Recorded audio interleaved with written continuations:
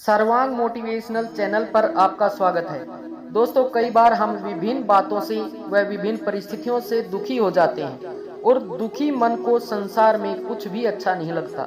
इसलिए हमें चाहिए कि हम जीवन में खुश रहें और खुश रहेंगे तो स्वस्थ भी रहेंगे, और इसके लिए हमारे मन में अच्छे विचारों का होना आवश्यक है।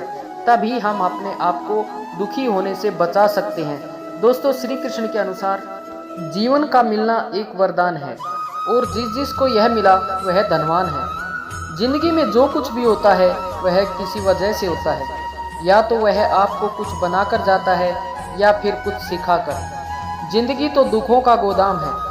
सुख की अनुभूति तो प्रभु के चरणों में होती है। जिंदगी में अपने शब्द और समय बहुत सोच समझकर ही खर्च करना, ये लौट कर नहीं आते।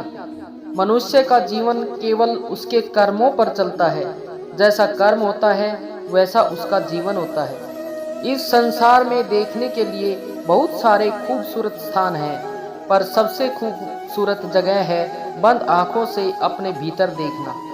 सफलता खुशी की चाबी नहीं है, खुशी सफलता की चाबी है। बीता हुआ कल जीवन को समझने का एक अच्छा मौका है। जब मृत्यु होती है तो उसके पास नाम तो होता है पर सांसें नहीं होती। इसी सांसों और नाम के बीच की यात्रा को जीवन कहते हैं। किसी के प्रति मन में क्रोध लिए रहने की अपेक्षा उसे तुरंत प्रकट कर देना अधिक अच्छा है।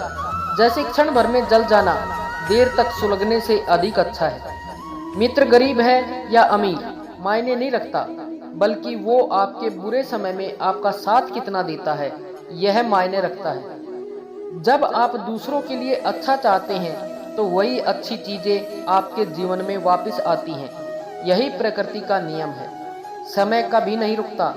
आज यदि बुरा चल रहा है तो कल अवश्य अच्छा आएगा। आप केवल निस्वार्थ भाव से कर्म कीजिए, वही आपके हाथ में है।